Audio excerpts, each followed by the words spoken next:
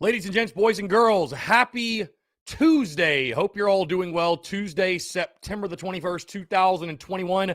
Appreciate you all tuning in. I'm Chris Phillips, host of the Daily Crow, the Spurs Up Show. As always, guys, got a packed show. Got a lot to get into here on a Tuesday. Taking your questions, your comments, your calls. As always, 843-790-3377. That's 843-790-3377. Again, of course, it is Tuesday. So we'll be tuned into Shane Beamer's media availability at 1:15. 1:15. Shane Beamer will have his weekly press conference. We will all watch that together on YouTube. But again, stay tuned right here to watch that. Again, we'll take that all in together. But until then, we're taking your questions, your comments, your calls, 843-790-3377.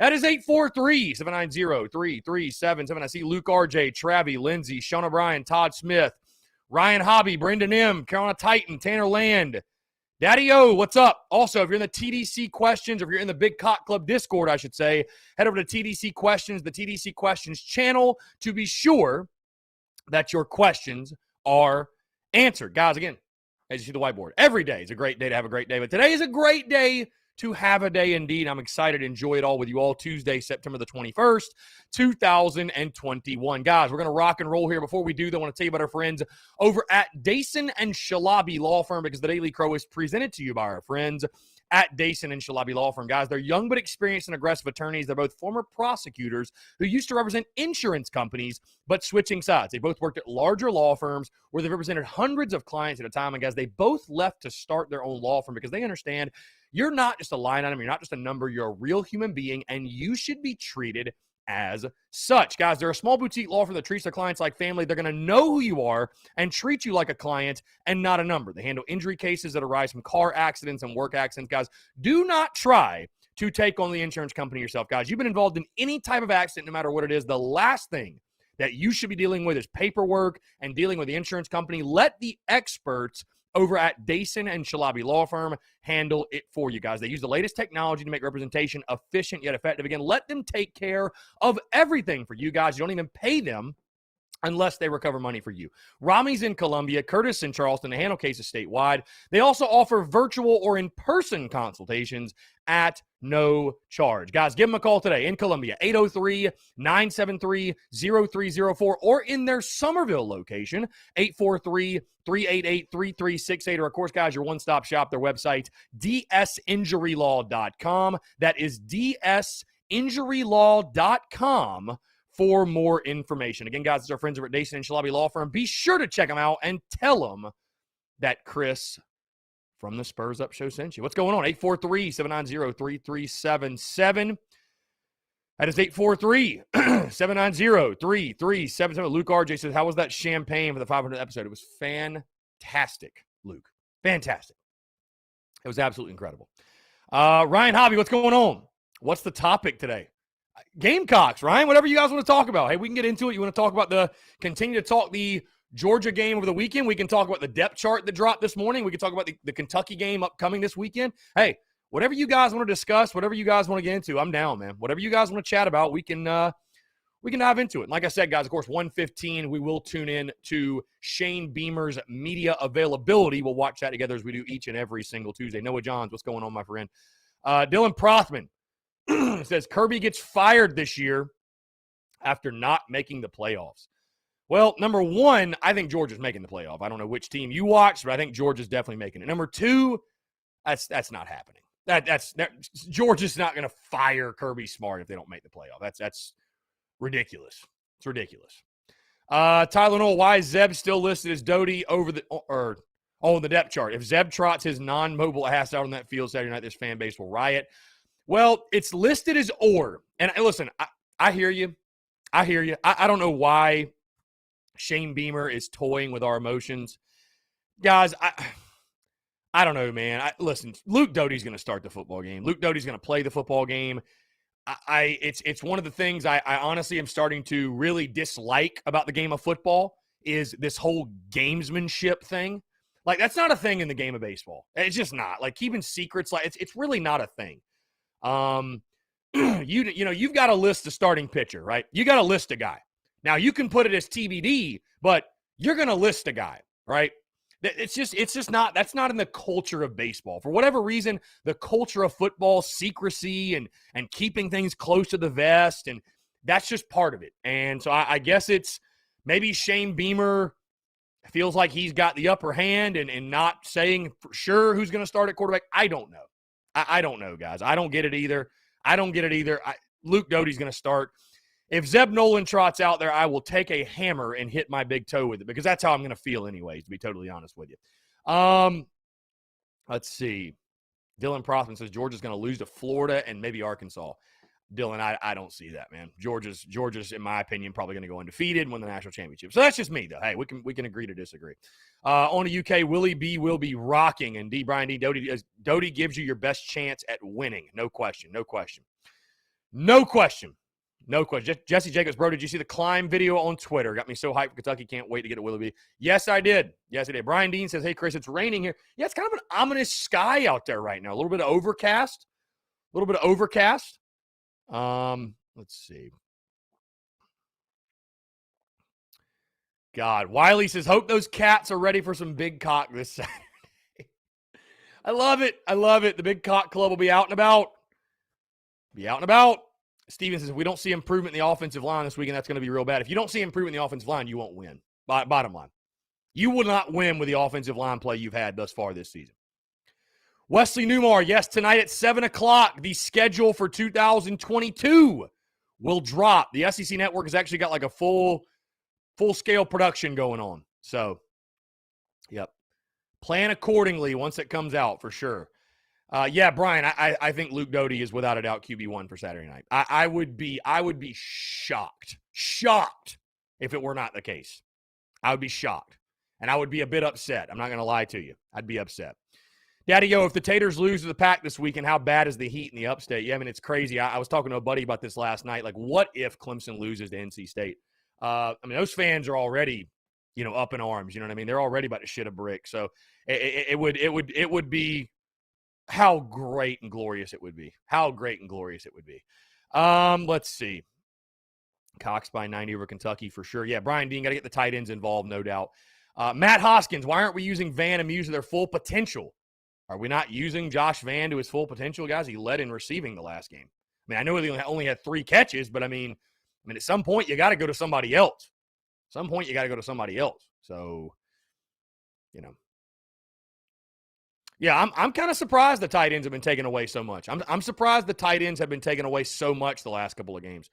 But I also think that teams know we want to go to the tight end. I think that has a lot to do with it. You know what I mean? They know we want to throw to the tight end. So if you're a defensive coordinator, it's like, hey, we're going to key in on the run. We're going to stop the tight ends. We're going to make them go outside. So, but you got to find creative ways to get the ball to your tight ends. There's some of your best players on your team, especially a guy like Jaheim Bell.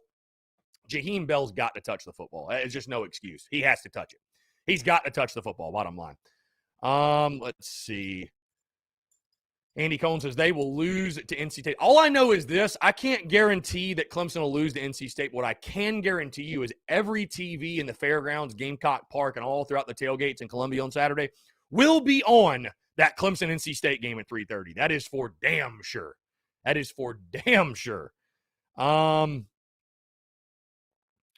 Let's see. Brian Dean, we should go to the zone blocking scheme. You guess you got to do something, dude. Hey, really quickly, guys, got some exciting news for you all. I guess depending on where you're located, but some exciting news. I've been telling you guys that, we've been doing the watch parties at Carolina Ale House. Those will continue across various Carolina Ale House locations. We have officially locked those locations in, though, for the final 3 road games of the season. So, of course, as you guys know, we play Tennessee October the 9th, A&M October the 23rd, and then Mizzou November the 13th. So, we are locked in. Here we go. October the 9th for the Tennessee game.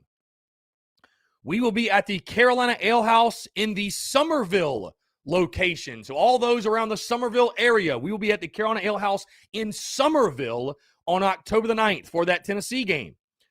October the 23rd for the game at Texas A&M.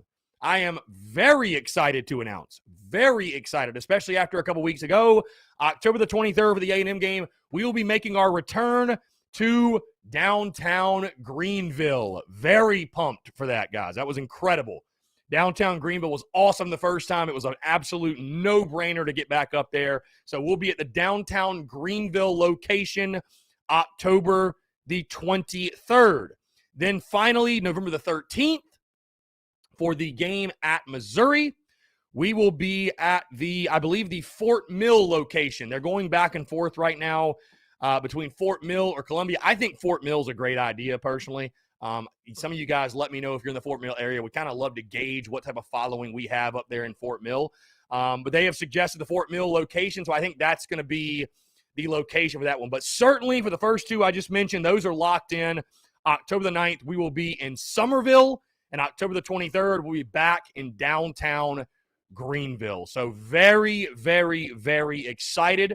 The watch parties have been nothing short of a massive success, and that is all because of you guys. So, again, thank you all so much for your continued love and support, man. It's been absolutely incredible and really excited and really, really looking forward to getting back out there to those different venues, those various venues and locations. It's been a blast, like I said, guys, and really, really looking forward to it. Again, you guys are going to need a spot to watch the game because I know a lot of Gamecock fans will probably head to Tennessee, but who on God's green earth is making that trek to A&M and Mizzou? I'm actually kind of relieved I don't have to do so. So, let's see. Yeah, Fort Mill. Looks like we've got a decent following in Fort Mill. For sure. John Kruger's for the Missouri game. Yes, Missouri game, Fort Mill. Yes, yes. November the 13th. November the 13th.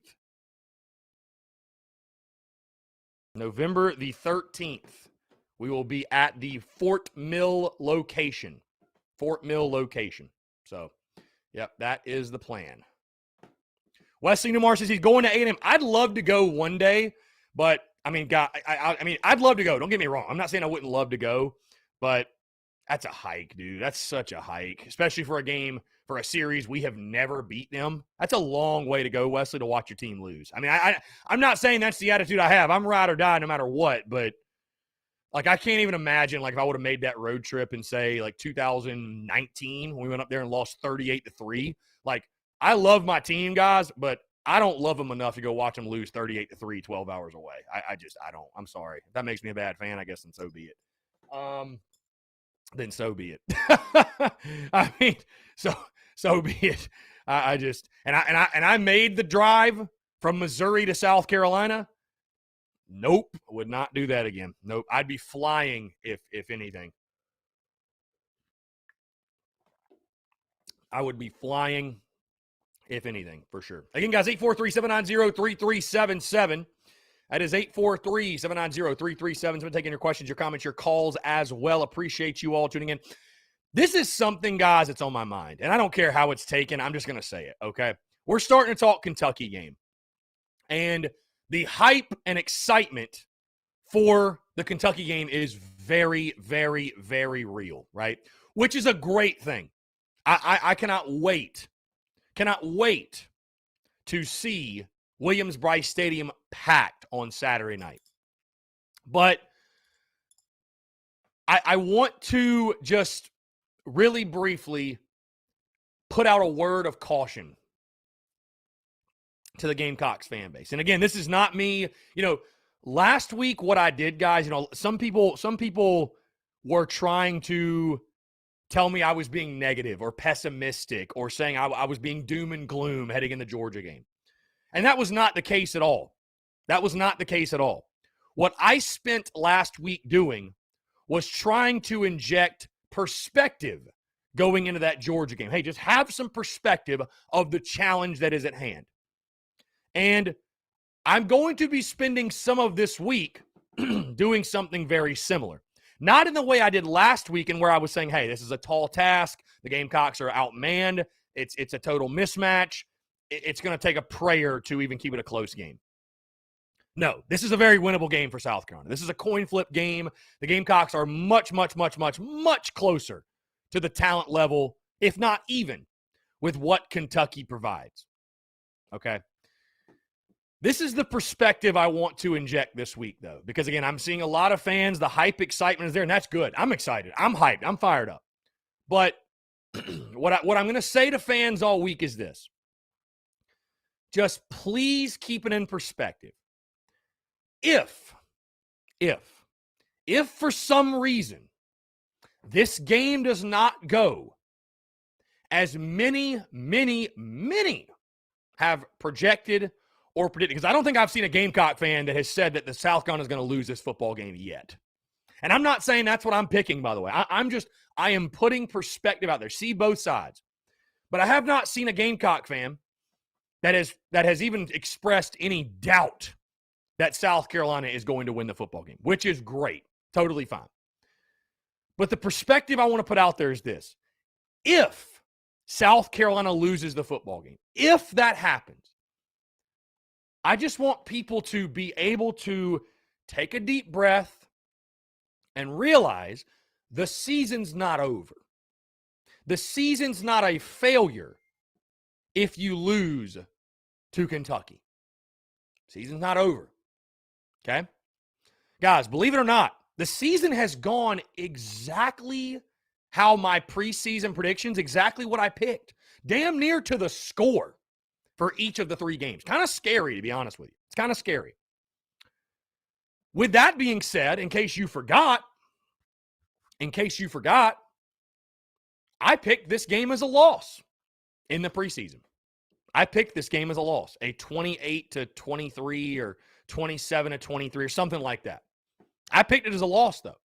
However, with that being said, I picked South Carolina to win the next 3 games and start their season at 5-2, which I don't care if you lose to Kentucky and beat Tennessee, or if you beat Tennessee, or if you beat Kentucky and then lose to Tennessee, whatever, however you get there. A 5-2 start would be a dream start for Shane Beamer and company. I don't care who the wins or losses are against. So I just want to inject that perspective to people. Like, listen, we're fired up, we're excited, we're optimistic, and you should be. And it's a beautiful, beautiful thing, because we lost that over the last couple of years, right? We did with the previous regime and the way Gamecocks football sort of unfolded. We lost hope. We have hope again, and it feels great. It feels great. But all I want to say is this. If the game does not go the way you want it to or think it should, please try to keep perspective. It's still the 4th game of Shane Beamer's tenure. This is still an imperfect football team. And guys, I'll just say this. The reason in the preseason that I picked the Gamecocks to lose to Kentucky, right? The reason I picked them to lose was this.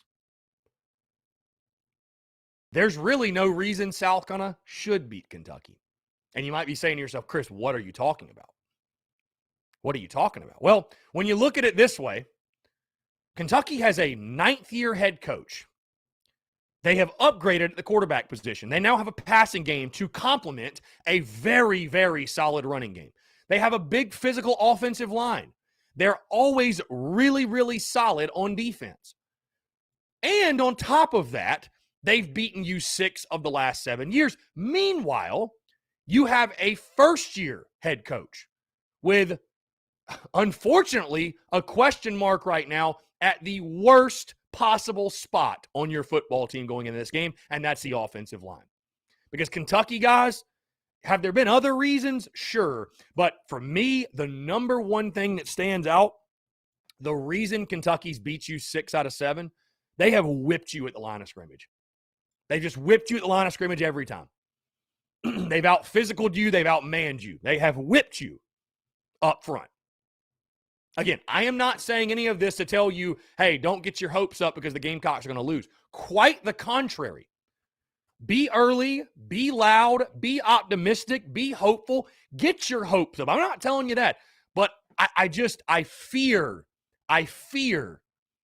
and no matter what I say, by the way, it's going to happen. It's just going to happen.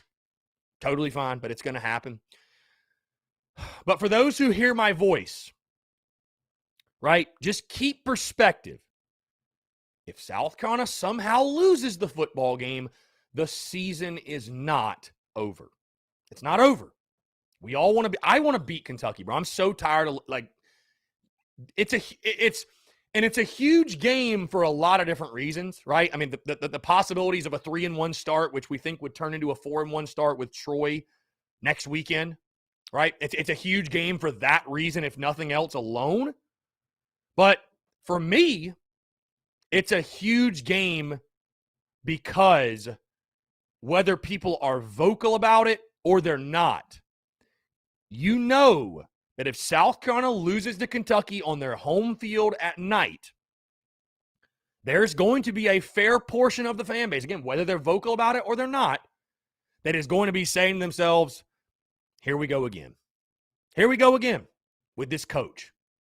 And that's going to be the wrong attitude to have, guys. It is. If that happens, that will be the wrong attitude to have. So, that's all I want to say. Just keep perspective. Keep perspective. I'm not sitting here telling you to expect – I'm not sitting here telling you to expect South Carolina to lose. That's not what I'm saying. I'm certainly not. Perspective is a beautiful thing, though. It truly is. And I just don't want to see fans, if the game doesn't go quite the way they expect it to or they think it should, all of a sudden jumping ship and saying that, oh, my God, we hired the wrong guy. This is terrible. I mean, there were people that were upset that we lost to Georgia. And it's like, we were supposed to lose to them. So I just fear, and again, no matter what I say it's going to happen, I guess it makes for great content. But there's going to be an overreaction probably either way. If the Gamecocks win, people are going to say, oh, we're going to go win 9 games this year. If South Carolina loses, we're going to win 4 games. The truth lies in the middle, in my opinion, guys. Because like I told you, I picked this game as a loss in the preseason. And I picked South Carolina to get to 6 wins. So how did that happen? Well, I think out of Kentucky and Tennessee, I think you split. I don't think you're going to win them both. I understand, right? Nobody in the building cares about my thoughts and opinions on what is feasible and what's not. But a 6-1 start in Shane Beamer's first, that feels too aggressive, guys. That feels too. When you're looking at it from the prediction side of things, it's just like, bro, is South Carolina a 6-1 football team? Realistically, are they a 6-1 football team? Maybe they are, but sitting here right now, it's like, man, that's really. I mean, dude, I felt aggressive picking 5-2 to start the year. I was like, man, I mean, this is a dream start. A dream start for all parties involved. You don't think it's a dream start for yours truly? Beamer Ball merch is flying off the shelves already. Start 5-2 and see what happens. Really quick side note, by the way, on that. Gamecock 68 says, will you have any net gators for sale at the Kentucky game? No, I will not.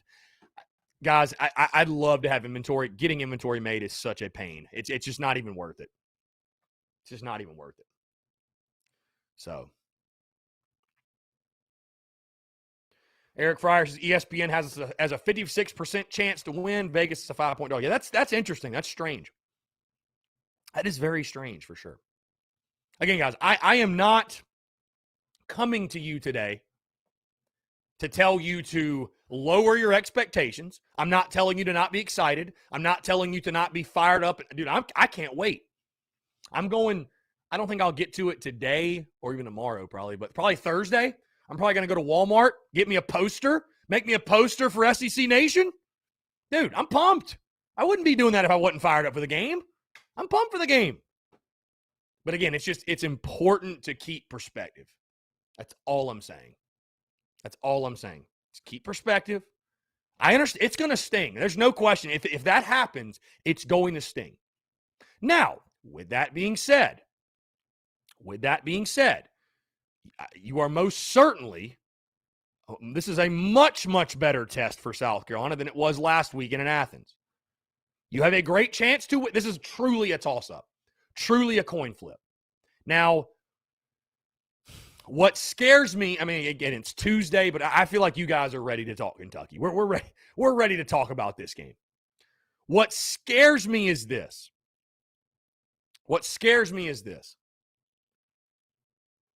South Carolina's offensive line has looked atrocious through 3 weeks. There's just no other way to put it. There's no way to sugarcoat it. They've looked bad. So could South Carolina's offensive line turn it around this week? Absolutely. They have the talent. I think we all fully believe that. But banking on that happening, because I don't think you win this game if you can't run the football. You're not going to be able to get away with it. The return of Luke Doty is great. I'm excited for Luke. I think Luke is going to change this offense, no doubt. I think his athleticism is the biggest game changer on this offense. But if you cannot run the football, this offense will not be the best version of what it can be. But so when you look at this game and you talk offensive line, certainly this offensive line might have a huge turnaround game. But to predict that and bank on that happening is going against the grain of everything we've seen to this point, right? Because all the information we have right now would tell you, well, the offensive line is going to struggle. I mean, again, that's not me. That's not even really my opinion. It's just look at the stats in the first 3 games. Look at the performance from the first 3 games. Nothing that tells you the offensive line is going to show up and play well this weekend. Nothing. And Kentucky's got a defensive front and a defense as a whole that will make you pay. They do. They're stingy on defense. It's a Stoops coach team. Now, are they capable? Yes. But that's the biggest matchup. Again, I know it gets boring and people say, no shit, Chris. It's like, yeah, you win the line of scrimmage, you win the game. But especially in these Kentucky games, especially in these, that's what it all comes down to, man. Brian Bennett says, I picked 6-1 start because with the right coach, Kentucky should be a guarantee win yearly. And again, that's the other thing, too, that I think is going to, if the game doesn't go the way they expect it, please don't lose perspective either that Kentucky is a good football team. As much as that pains me to say, as we plug in the charger, Kentucky is a good This is not a scrub team we are playing. This is not your daddy's Kentucky. It's a good team. As much as I hate to say it. Hey, while you were dicking around the last 5 years, 6 years with a shit bum head coach, Mark Stoops was developing talent. That's been the biggest difference. Is Kentucky a more talented roster than you? No. Go look at the recruiting rankings. Kentucky does not have a more talented roster than you top to bottom. They don't. I mean, neither did East Carolina, though. But no, Kentucky does not. But they have developed the hell out of the guys they have gotten on their roster.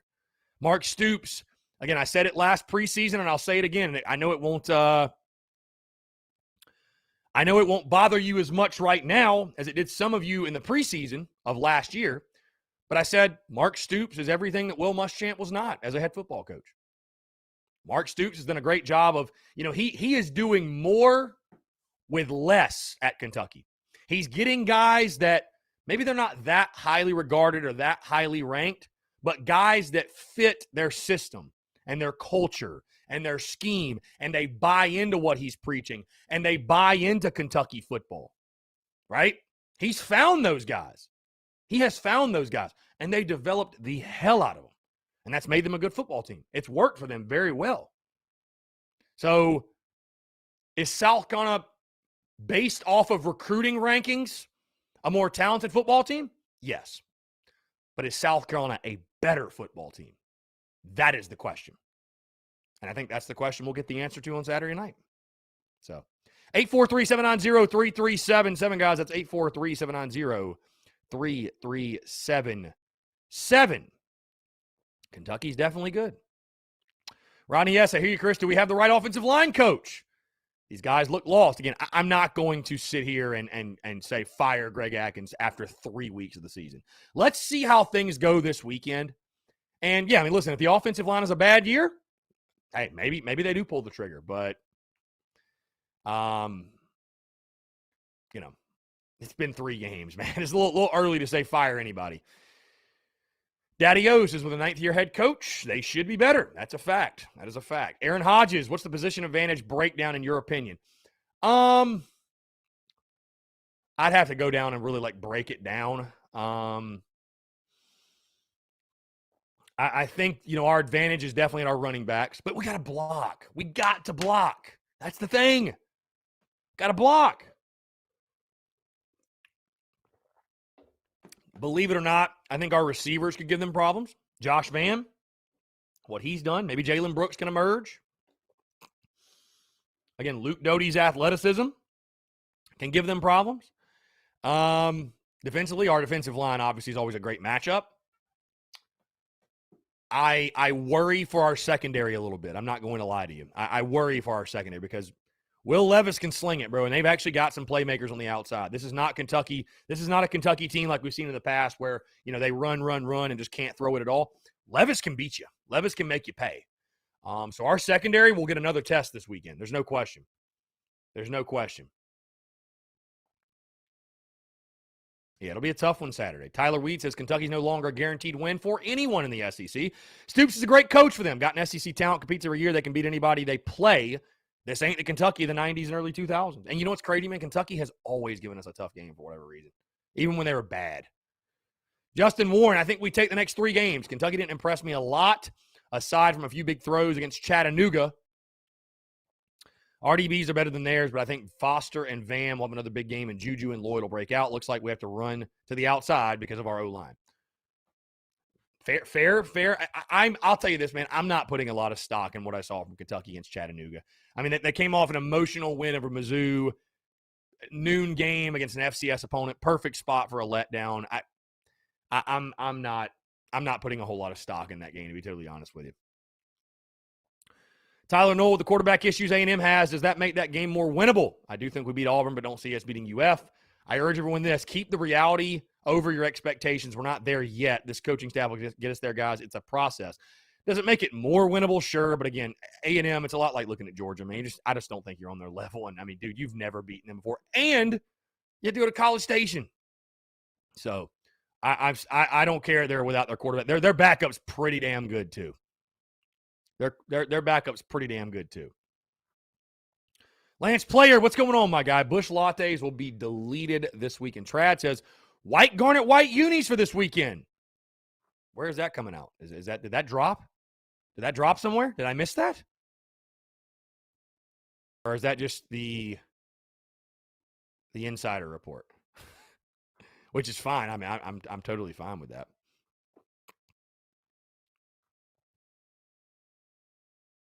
Guy that knows a guy. Checking in with the uniforms. Big Creek, what's up? What's going on, Big Creek? Big Creek 61. John Kruger. This is not the Kentucky team that we beat badly when Connor Shaw took over during his sophomore year. Yeah. Let's see. Nate Moore, I don't know why people can't see that we're heading in the right direction. The biggest downfall is O-line, and once that's fixed, I think you'll see a huge difference. Yeah, you got to get that fixed, no question.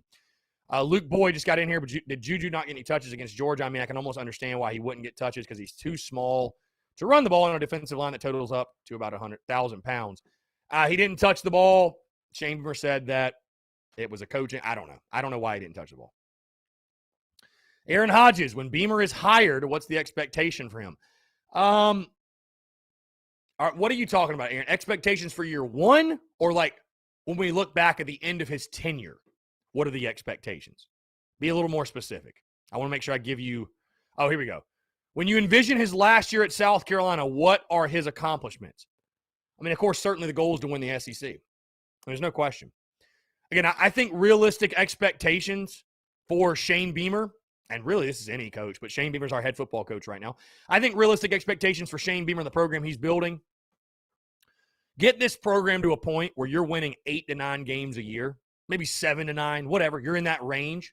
And every 3 to 4 years, either you've got the right quarterback, you've got a veteran team, your schedule works out well, whatever it might be. And every 3 to 4 years, you're realistically pushing Georgia, Florida, the elites to get to Atlanta and to win an SEC championship. I think that's very, very fair. I think South Carolina definitely can be that type of program, no question. And be that program consistently. Again, If Shane Beamer was here 10 years and South Carolina over that 10-year period averaged 8 wins, it would be the greatest run in school history. What Gamecock fan would not sign up for that? Who wouldn't? Who wouldn't sign up for that, guys? And if you say you wouldn't, you're lying. You say you wouldn't, you're lying. So, but of course, man, the ultimate goal, I mean, we all want to look back when Shane Beamer's done and say, hey, he won an SEC championship. You know, national title, obviously, yes, you want that, but getting to an SEC championship and winning one, that's the ultimate goal. That's the ultimate goal. Big game garnered a bust. I agree. Dude, you got to wear big game garnet. Greg Bedinger said it yesterday. Kentucky's the better team right now. I do think we could win, though. That's a fair take. AJ Bowers, I think with the environment that Kentucky's coming into, Levis will struggle some, and we get to win in a close game. Great point, AJ. I want to bring this up. Do you guys think it's going to be a sellout? Do you guys think it's going to be a packed house? I thought EIU was going to be a packed house, and it sure as hell wasn't. So, what do you think the crowd's going to look like Saturday? I mean, I think it's going to be very intense and emotional and passionate, and people are going to be excited. I'm not even going to get into the other reasons why people might not show up to the game. But, you know, be early, be loud. Shane Beamer said it. Be early, be loud. Hopefully that's the case. Hopefully that is the case. Taylor says, even though I want Greg Atkins to be fired, we need him for recruiting, then fire him next year. I mean, dude, we've played 3 games. You're going to fire a guy after 3 games? It's insane. That's insane, truly. Lance, Seawells, yes. Seawells this weekend. We'll be out there at noon. We're going to be out there early, my guy. That party's getting started early, Lance. I'm going to be hanging out at SEC Nation, that show or whatever. Then we're going to head straight over to the tailgate. So it's going to be one hell of a day. One hell of a day.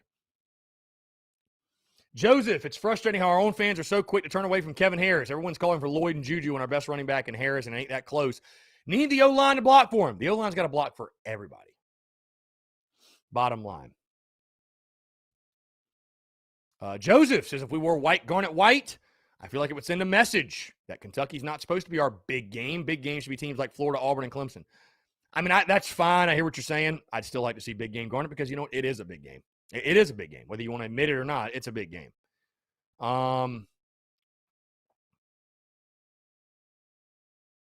Let's see.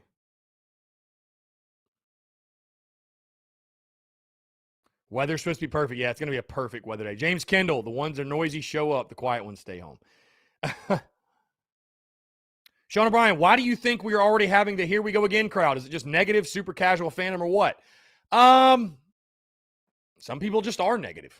Hey, Sean O'Brien, here's another thing. Here's a hot take.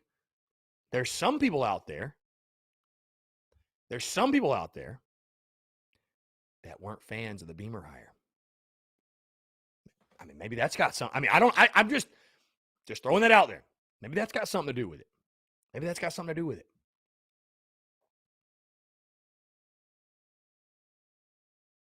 Phil, what's going on, my guy? Appreciate you tuning in. Jacob Rogers, crowd going to be rocking. Aaron Hodges, I don't see Kentucky as the more talented roster. I think they got their hiccup game out of the way, and they'll be more focused on the road. Again, I don't think Kentucky's a more talented roster either, but are they a better football team? That's my question. 80,000 strong, Brian Dean says. Tyler Weed, I'm submitting Taylor's comment to Mike Uva for a Mix in the Water mention on the Bird app. Good grief. Love it. Bush lattes will be deleted, my friend. No question. Okay, here we go. Corey Gardner says, do you think the mask mandate will have an effect on the attendance? I don't. And I'll be honest with you, man. If you've got tickets and your reason, if you're worried about your safety, listen, I'm not, again, we don't talk about that on this show. Nobody gives a damn my thoughts on any of it. But if you're going to not go to the game, if that's going to stop you from going to the game, you're not a fan anyways. I mean, honestly, bro, you're not a fan anyways. So, hey, but to each their own. I don't give a damn what you do. Do whatever you want to do. But no, I think it'll be a packed house. There are 80,000 folks that want to go. I promise you that. Mask, no mask, whatever. There are 80,000 that want to go. Tyler Noel, is it fair to say the 2010 team benefited from Georgia and Florida having a down year for them? We went 9-5. I don't think you'll ever see that again happen again. Just me.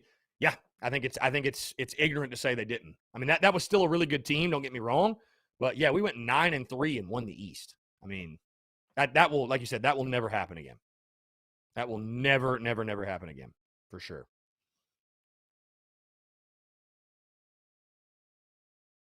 Let's see. Luke Boyd, the Carolina fans that literally put Doty's name in the dirt and say he's not a quarterback and that he's not a starter material have lost their mind. Doty made an impact on the offense as soon as he stepped on the field. Doty will have a heck of a year, mark my word. I agree. I must be following the right people because I've not seen those people. Matt Garner, what do you think of the love is all we need mentality on the staff? I think it's great. Honestly.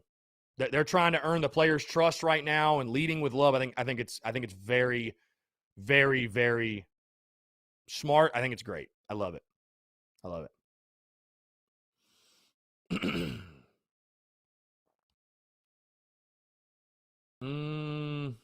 Luke RJ, after watching UK's first game and against Mizzou, I thought for sure UK's the better team. UK would also probably put up a better fight than us against Georgia. Well, we're going to find out because they play each other. We got a text here.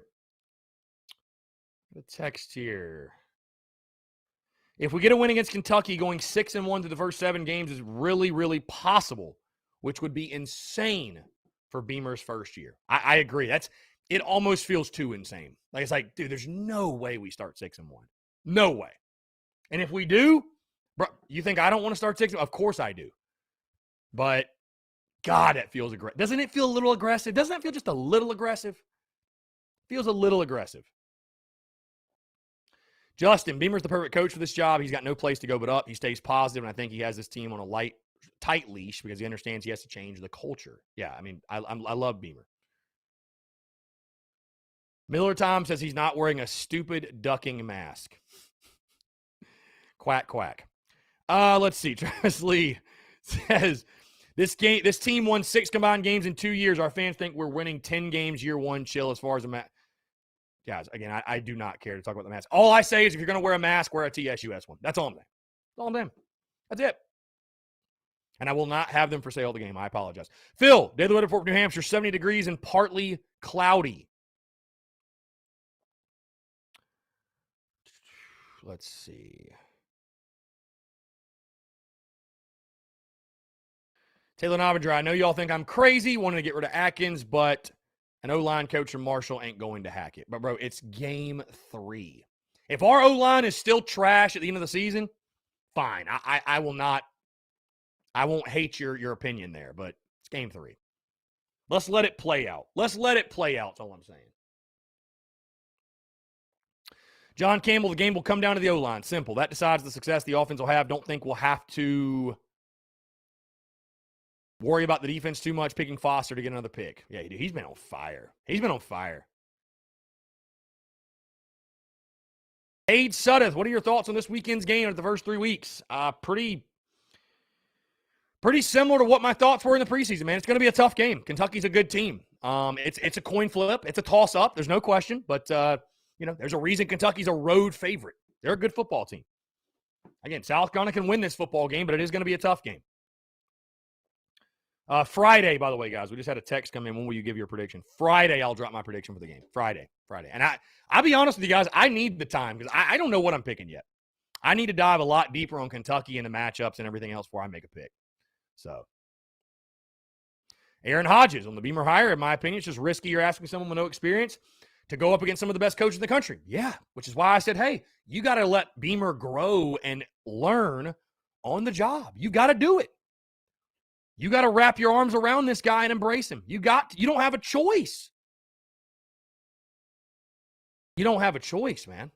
You got to. Beamer talking to the media today at 1:15, guys. We'll tune in. 1:15. John Gibbs says winning the game will dictate the rest of the season. Not saying if we lose, we won't win 6 games, but this one is a must. Well, see, and again, John, that's what I said earlier in the show. I understand what you're saying, right? Fans are pinpointing this game as, I talked in the preseason that ECU was the most important game of the season. And I stuck by that the entire preseason. I still say it was the most important game because imagine if you were 1-2 right now. Imagine if you were 1-2. So huge to be 2-1. But just injecting perspective. I know many people said that the Kentucky game was the most important game. And I said Kentucky was the second most. But to John Gibbs' point, if you lose, if the game does not go your way, I'm not sitting here telling you that that's going to happen. I'm not sitting here telling you that South Carolina is going to lose the football game. I'm not sitting here telling you not to have hope and faith and optimism. But if it doesn't go the way you think it should, just keep perspective, John and everyone else. The season's not over. All your goals are still there. That's why beating ECU was so pivotal, because your goals really would have been shattered if you lost to them. Even if you lose to Kentucky, everything's still in front of you. Hey, guys, I picked a loss to Kentucky in the preseason. And on that note, I also picked the Gamecocks to win 6 games. Both can happen. Both can happen. I want to beat Kentucky as bad as you do. But I'm just try to keep perspective. Just try to keep perspective. Season's not over if you lose. It's one game. It's one game. It's a very big game. It's a very important game. Night game at home. You got to protect your house, protect your home field. But it is just one game. It is just one game. No matter what happens, I think South Carolina does have the football team. If they can get the offensive line figured out, they've got the football team to get to 6 wins. There's no question in my mind. They've got the team to get to 6. Winning on Saturday night, though, certainly would solidify that even more, guys. 843-790-3377, guys. That's 843-790-3377. Continuing to take your questions, your comments, your calls. Great Tuesday to have a Tuesday here on September the 21st, 2021. Guys, we continue to take your questions, comments, calls to the other side of the break. You're tuned in to the Daily Crow.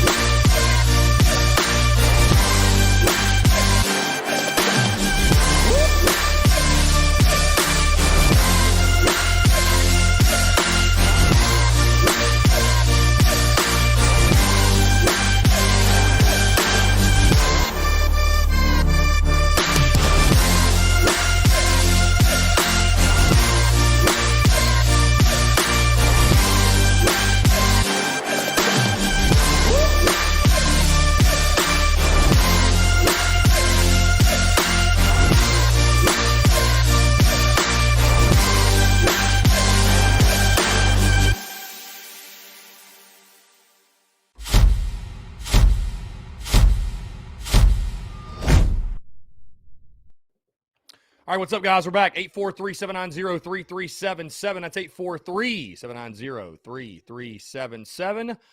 Taking your questions, your comments, and your calls as well here on this Tuesday, September the 21st, 2021. Let's see.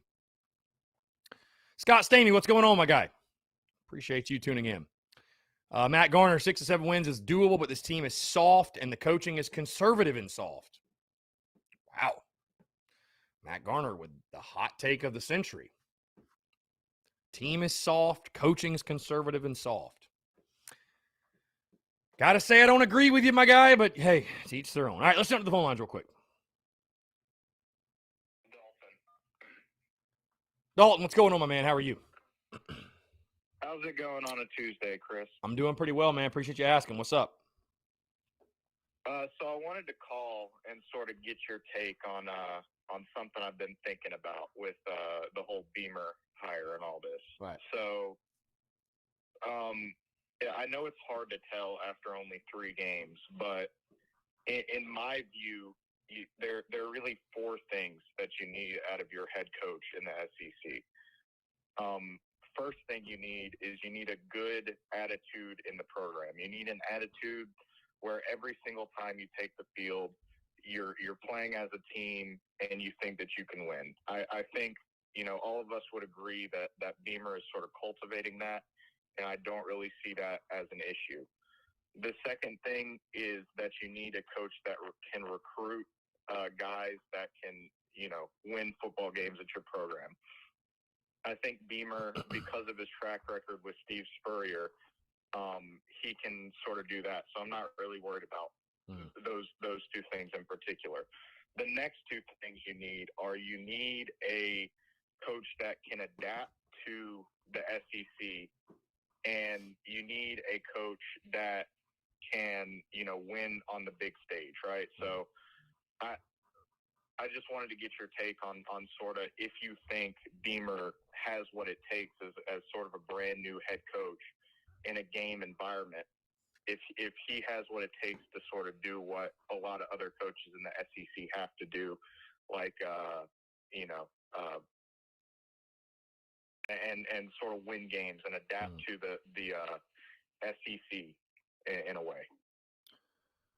Well, I mean, I think you have to believe he does. You know what I mean? I mean, he's a first-year head coach, so we don't really know the answer yet. I mean, there's just some questions that I think, I think we all believe he can recruit. He's going to be very relatable with his players, and obviously the culture. You're already seeing the impact of what he's doing behind the scenes. But as far as like winning the big games and adapting, that's just something that, he's not going to. We're not. What happens when it's Saturday night? It's, it's fourth and 4 at Kentucky's 37-yard line with 2 minutes to go, and we're down by, 4 points. What does he do? You just don't know till you get in that scenario. So, that's kind of why I've been saying for a while, just, Shane Beamer is going to grow and evolve as a head football coach too. He's a first-year head coach. If you don't think he's going to get, that would be a problem if he didn't get better year after year. We're going to look back.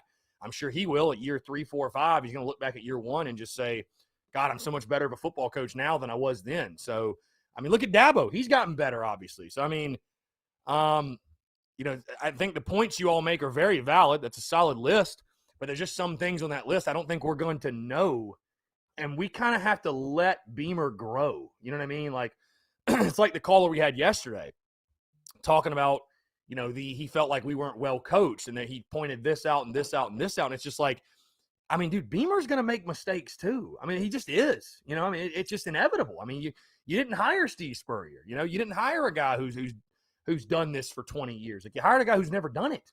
That was the risk you took. So could he be that? Can he? I think he can, but I think he's going to get better and have to evolve and grow as well as this program does. One of the things of, the adaptability factor being, I feel like, the most crucial, especially at a school like South Carolina. Obviously if Beamer got hired to like more of a blue blood, like Oklahoma, Texas, like programs that have the national name recognition, right? It would be probably a little bit easier for any head coach to come in there and win games just because the talent is already there and it's going to continue to be there no matter who the head coach is. But at South Carolina, we're sort of the scrappy underdogs of the SEC. You know, it takes a little bit more for us to win in those big games, right? So I think what I like what Beamer's doing so far, but I just feel like, you know, 5-6 years down the road, if it's proven that he doesn't have that, you know, adaptability factor of, you know, can he win against all these other teams that maybe have better talent than him?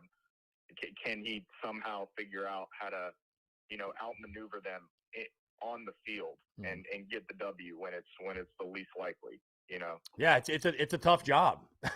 South Carolina's not an easy job because there's a lot of coaches out there, like you mentioned, these blue bloods that, you know, they're not the greatest coaches in the world, but man, when you got the kind of talent that they do, it'll mask a lot of deficiencies with regards to coaching. So, yeah, you got to be even sharper at South Carolina. You got to be even better. You got to be a master talent evaluator and a master talent developer when it comes to recruiting and the way you develop guys. And you got to be able to do more with less. Look at Mark Stoops. You know, you got to be able to do more with less, bottom line, because you're not going to get. And I don't think you're recruiting better than Kentucky. I'm not saying that, but like at least as of right now, you're not recruiting top 10 classes. You're going to have to, like Steve Spurrier and them did, get guys who are maybe 3 stars or, you know, whatever.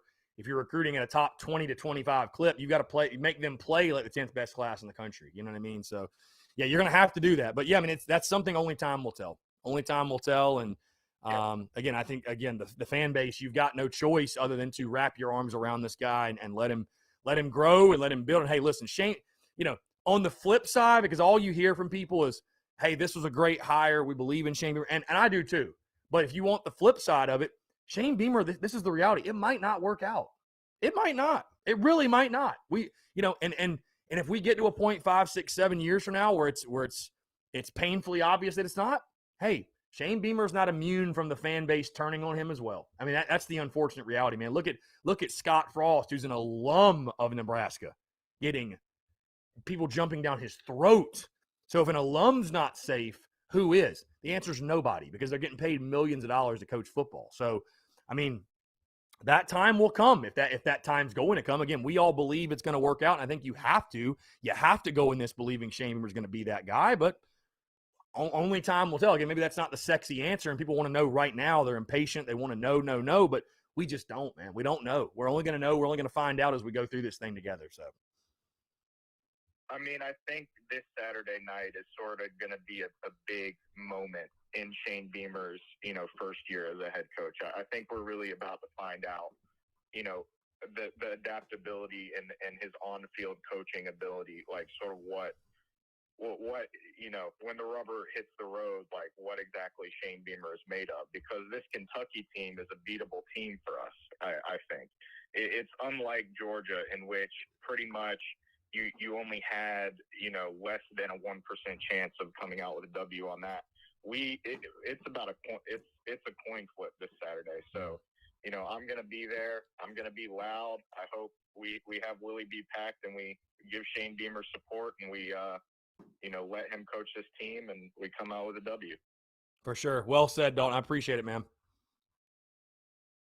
All right. Well, you have a good one. Thanks, man. Tuesday, man. Yeah, appreciate the call, man. Always appreciate it. Back to his comments, by the way. I wanted to expand a little more on those, but I wanted to free up the phone lines. I appreciate you calling him, my man. Back to what he said, though. Again, it is still to me about keeping perspective, because the dangerous thing about that attitude, again, the last thing he just said, is it's almost like insinuating, because it is a very winnable game for South Carolina, but it's almost like insinuating if South Carolina does not win Saturday night, Shane Beamer's not a good coach, or he's not going to be a good coach. And, I mean, if you go by that logic, then Will Muschamp would have been labeled as a great coach for winning 6 games with his first-year roster. It's just hard for me, guys, to put any label like that on Shane Beamer until he has his players and his personnel and his talent on campus. Right now, Shane Beamer's trying to squeeze blood out of a rock. He's trying to get the most out of a ragtag bunch and get into a bowl game. That's the reality. Just call it for what it is. No disrespect to any of our guys on the roster, but that's the reality. He's trying to get the most out of these dudes, while also, more importantly, I would say, laying the foundation and building the culture for what's to come in Columbia, which is, again, more important in the first year. Bottom line, seeing the culture change. If you go 6-6 or 7-5, but the culture doesn't change, you didn't do anything. You didn't do anything. Doesn't matter. It doesn't matter. So I caution fans. Like, if South Carolina goes out there and loses Saturday night, it doesn't mean Shane Beamer's a bad coach or that he's not ready to be an SEC coach or that it's going to be some failed thing. That's not what that means, guys. And you're not going to hear me hold Shane Beamer's feet to the fire at any point this season. And probably next. And probably the next. I'm fully invested and buckled into the Shane Beamer era. I'm buckled in. Like, again, I expect Shane Beamer to fail, guys. I expect him to fail. Because he's a first. Now, the good news for Coach Beamer, he has surrounded himself with guys who have been there, done that. They know what they're doing, which is very smart and what he needs to do. I think we all agree. But he's going to do just like in Athens when he called he told Marcus Satterfield to take the shot and call the play action. He took full responsibility for it. Hey, that's a call that maybe going back, he wouldn't do that again. But that's a learning. It's the only way you get better is to fail and to learn. Phil, expected weather for Saturday. I think it's going to be like 75 at kickoff. Going to be perfect. Going to be absolutely perfect. Phil said, remember clapping when the team was getting their ass kicked? Reminded me of that clown in the upstate. I understand the approach. It's just not a good reminder. That didn't even click for me, man. I thought it was great to see Coach Beamer still in it. So, Cody Gaskins, I'm giving Shane a minimum of 3 years, maybe 4, so he can get his full recruiting class in. I think you have to, dude. You have to. How are you going to judge a coach coaching a team that ain't his players?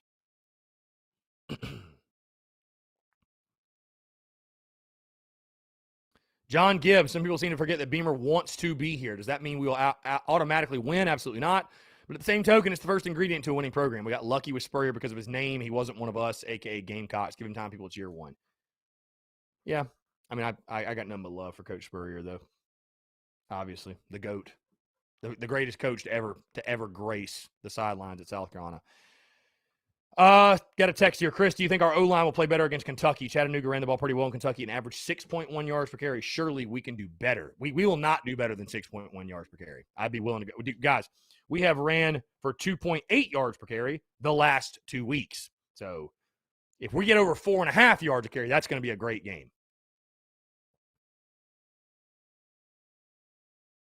So, Travie, this is an early pivotal game for us, but it's not an indictment on Beamer at all. But as Carolina fans, we refuse to put Kentucky over us. I agree. It's a huge game in the scope of the 2021 season. But again, same thing I said again about ECU. I'll say it for this game.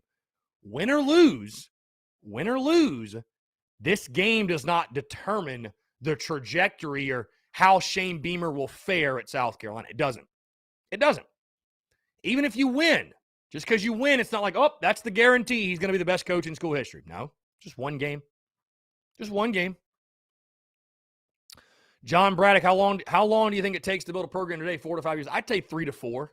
I mean, you need to start winning by year 3. I mean, that dude, I know that sounds crazy, but generally it's viewed as, okay, year 3 is like your trajectory year. Like, year 3 is the year to start showing real progress. So, coaches don't get forever anymore, man. That's a damn fact. They don't get forever. They don't get forever.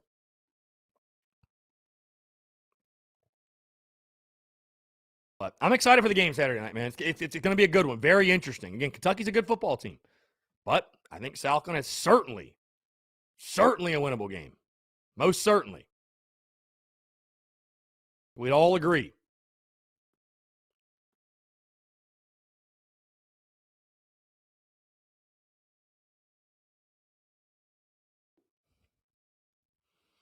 Again, guys, 843-790-3377. That's 843-790-3377. Appreciate you all tuning in. Let's see. Nate Martin. Nan Martin says, I personally have watched Kentucky improve every year. I love seeing them going from the laughingstock of the SEC to a better watch out for us attitude. However, I believe our boys are going to win. Why? Because we want to prove we can, and we will. Well said, man. Love it. Love it. Courtney Washington, I'm referring to how a lot of our fans are reacting. Apparently, Courtney's responding to Aaron. I'll just put it to you this way, Courtney. Fans need to keep perspective and not be unrealistic. But the other extreme, which is, well, we used to go 0-11 and 1-10, so we should just expect to suck, is also a really shitty attitude and is not the attitude I suggest. So, again, you've seen that across various Carolina sports where it's like, oh, well, we're just poor old Carolina. We don't deserve to be good. It's like, bro, get your head out of your ass and let's expect to win. Let's expect to be great. There's no reason we can't be great. There's no reason we can't be great, but also keep perspective. It's year one of a new head coach, right?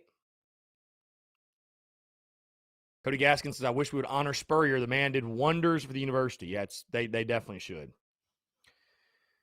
Another text, did Jordan Burch not play much against Georgia? Any reason why not? I don't think I saw him on the field. Hope he gets snaps against Kentucky. I don't know what to make of Jordan Burch, guys. I don't know what to make of Burch at this point. I really don't. You know, he had the big play week one. I don't feel like I've seen him since. I don't know. I don't know.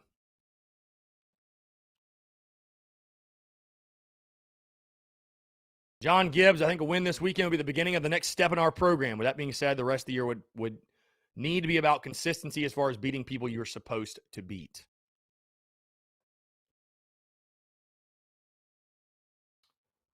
Luke RJ, who's the better team considering everything about each team's first three games? Well, let's break down these teams' first three games, shall we? South Carolina, I don't have Kentucky's schedule pulled up. I don't remember who they played week one. Probably nobody. Probably nobody worth a damn. Yeah. Louisiana Monroe. South Carolina, their first 3 weeks, beat EIU, beat East Carolina on a last-second field goal, and got blown out by Georgia. Kentucky beat La Monroe, beat Missouri, an SEC team, in week 2, and then limped to a win, struggled for a win over FCS Chattanooga. So you look at the two teams, and I mean, hey, Kentucky's won an SEC game, right? But that's again why this Saturday is so interesting because, you know, is South Carolina as bad as kicking a game-winning field goal against ECU? I don't think so. I think you're better than that. I don't think so. But are they also as bad as getting blown out the way you did against Georgia? I think that the truth lies somewhere in between. In between there. So, but this team is who it is right now, right? You are who you are, Steve Spurrier would say. Just throw EIU out the window. That game doesn't even matter. You've beaten East Carolina on a last-second field goal, and you've gotten your doors blown off by Georgia. And for those who want to argue you didn't, guys, it was 40-6 in the third quarter. I love the way our guys fought too, but you got blown out. I mean, you were dunzo. You were dunzo. So, what is this team? I don't know. What is this team? Who's proven more thus far this season? I would say Kentucky. I mean, they've won an SEC game. They've actually won an SEC game. Ryan Hobby, do you think Kentucky will get blown out by Georgia? I do not think Kentucky will lose to Georgia by 27 points. No. No, I don't. I don't think Kentucky loses to Georgia by 27 points. So, I can guarantee you Kentucky won't be a 32-point underdog. I can tell you that. 111, guys. I got a couple minutes until Shane Beamer speaks to the media.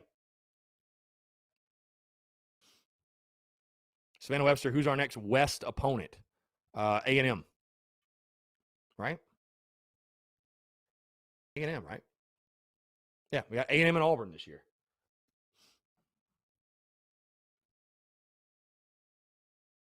We got the rain coming down in Cola.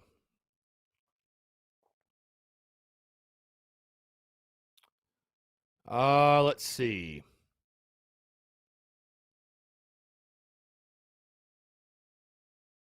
Joseph, I get you're trying to shape it so Kentucky looks like they have more success. Joseph, I'm not trying to shape anything. I'm just telling you exactly what's happened. They won their first game 45-10. How is that struggling in a gimme game? And they have an SEC win. I'm not trying to shape anything. I'm telling you exactly what's happened. They beat La Monroe 45-10. They struggled to a win against Chattanooga, and they beat Mizzou. South Carolina has blown out probably the worst team in all of football in EIU. They kicked a game-winning field goal against Group of 5 East Carolina, who's not very good, and they got blown out to Georgia. That's what's happened. I'm not making that up. That's not what's happened. So, you know, there's nothing right now that screams to me that South Carolina is just worlds better than Kentucky. I can tell you that. Now, is there anything that screams to me that Kentucky's worlds better than Carolina? Not necessarily. I mean, they won an SEC game, though, so you got to give them credit. They won a big SEC game, but I'm not spinning anything any type of way. It's just that's what's happened. So, oh, we're live. Crap. September. All right, let's jump into this thing. To be part of that, and teams from across the country, ourselves, will wear helmet stickers this week and wristbands, while coaches wear wristbands, gold whistles, and lanyards to represent their support for pediatric cancer awareness. So I'm sure myself, like all of you, have know someone, a loved one, or a friend that has been impacted by that, myself included, and we're honored to be part of that this weekend. Appreciate the opportunity to join forces with many other schools in doing that. I know going back to last Saturday, the exchange that Ben and I had has somewhat become nationwide. And again, like I said at the end of that press conference to Ben and all of you on the call, I wasn't trying to be short with him, so I apologize if it came across that way. I've got to certainly be better in post-game press conferences. I'd literally walked straight from talking to our team right into that room, and 30 seconds later got hit with that one as well. And like I told the team this morning, and telling you and anyone else that's listening, please don't misinterpret what I was saying as saying that we were overmatched or that we couldn't block Georgia or that they just have better players than us. That was not what I was saying. First of all, they are really, really good. No, there was nothing I said that wasn't true. They are littered with 5 stars. That may be the most impressive football team physically that I've seen in person, maybe ever. Defensively, just the size, speed, physicality. They are well coached. By no stretch of the imagination was I implying that they just got great players and they aren't well coached. Part of the reason, and what you were asking, Ben, is what makes them tough is you may get them on something, but Kirby and his staff do such a great job. Very rarely are you going to get them on the same thing twice, and they do a great job of coaching them up. Scheme-wise, they really weren't doing anything. They did bring the corner off the boundary a few times, and we got to have better answers for that when they blitz the corner off the edge into some runs where he's unblocked. We as coaches got to be better about that, about giving our guys. You may get them on something, but Kirby and his staff do such a great job. Very rarely are you going to get them on the same thing twice, and they do a great job of coaching a few times, and we got to have better answers for that when they blitz the corner off the edge into some runs where he's unblocked. We as coaches got to be better about that, about giving our guys answers for that. But like I told the team this morning, like, Georgia's got really good players. So do we. Kentucky's got really good players. So do we. It's called the SEC. And it's big boy football. And sometimes the other team is going to make some plays because they've got good players. Sometimes we're going to make plays because we have good players. And that's what I was trying to imply with that answer, that it's not always about scheme. Certainly East Carolina did some things schematically that gave us a little bit of trouble early on, Eastern Illinois, and everybody will, Georgia included. Kentucky will have a great plan. Coach Stoops is a phenomenal defensive coach and football coach in general. But sometimes it's there's not some magical scheme that Sat and Pete and Clayton come up with on Tuesday nights at 11 o'clock that allows us to just magically go play. We have great schemes that we're trying to put together, but at the end of the day, it's about the people in the field. So whether we're playing Georgia or Georgia Military or the San Francisco 49ers, we expect our guys to be able to go out and execute no matter who is on the defense. So that's what I was trying to imply the other night. It's taken off and taken on a life of its own as I saw yesterday. But that's where I was coming from on that one. Injury-wise, we're in really good shape. Luke feels great. Played. What a warrior that kid is. I know I talked about it on the teleconference and maybe in the press conference, but to come out and do what he did with very limited practice, he is a warrior. And bounced right back and was at practice Sunday night and did everything today. Zeb, we expect him to be ready to go on Saturday. He didn't throw today. Still got some stitches in his finger from where he got stepped on that they'll get out here in the next day or so. And once those come out, he'll be able to throw. So fully expect him to be available. Cam practiced today, Cam Smith, and was 100%. No issues there. He's great. Sherrod Green, like I mentioned Sunday night, he had surgery on Sunday morning. Our thoughts and prayers are with him. What a great kid that was playing really, really well for us and hate it for him. I know he's had some injuries in the past and hate that this one crept up, but we're still optimistic that we could potentially get him back before the end of the season. But obviously he'll be out this week. Saw him in the training room yesterday morning, was in good spirits, and all the players and coaches were down, or a lot of them were down there spending time with him, trying to pick his spirits up. And then Xavier Leggett is questionable for this week. He was in a little bit of a traffic incident last week and has some scrapes, nothing major, but just trying to get that cleaned up a little bit where he's able to go out there and play. But from that standpoint, we're in great shape injury-wise. Have a big challenge this week. Obviously have a lot of respect for Coach Stoops and what he's done at Kentucky and the way that he's elevated that program. I grew up in Murray, Kentucky when my dad was the head coach at Murray State, and from the age of 2 until the age of 10, I lived in Kentucky, so know all about UK football and UK athletics from growing up in that part of the country or in that state, and it's impressive the way that Coach Stoops has come in and taken that program to a higher level. The consistency that they win football games with and execute year in, year out is impressive. I have a ton of respect. Obviously, I worked with his brother Mike at Oklahoma, got to know his other brother Bob, obviously very, very well, coaching at Oklahoma, and a fellow coach's son like myself, and think the world of their family and think a lot of their program at Kentucky as well. It was that way when I was at Virginia Tech, and he was the defensive coordinator at Florida State back in 2012, I believe.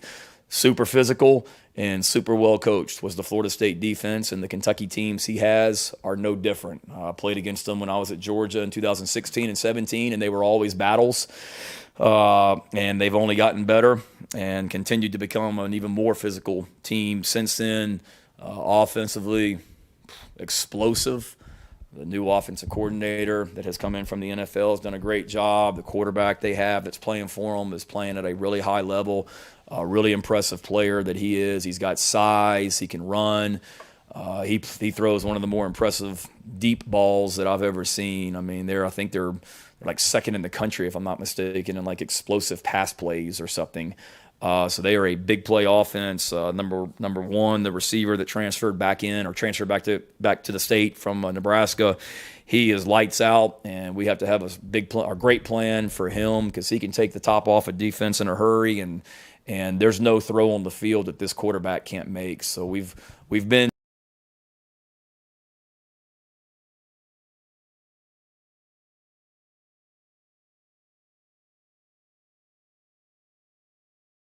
is a really good talent, tough, physical, runs hard as well, and then defensively experienced and physical. You look at their front guys; they all have size. I mean, the two edge guys for them: 6'5", 225 pounds; 6'5", 231 pounds.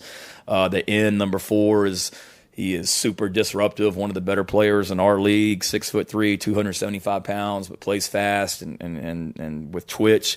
We faced a big defensive tackle last week in 99, Davis from Georgia, and we got another one this week in number 50, McCall, 6'3", 344 pounds, and he's just on tape. I mean, he's just dominating people at the line of scrimmage, and then they've really been helped by the transfer linebacker from Ole Miss, number 10, Jones. He's all over the field, makes plays everywhere, and then an experienced secondary. I think counting their nickel, they've got 4 seniors that start in the secondary for them. So they are really playing well.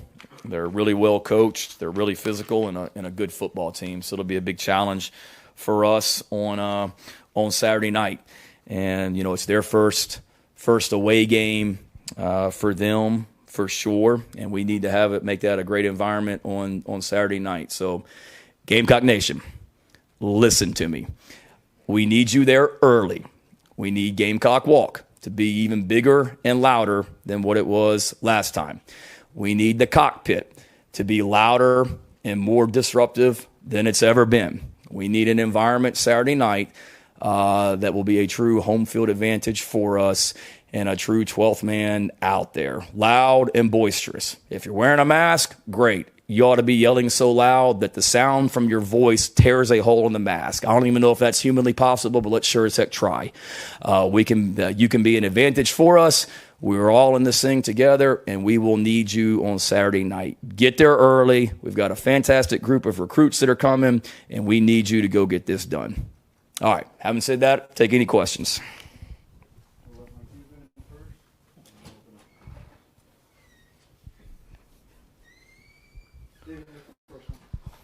Come on, Mike. That's some extra running afterwards, man.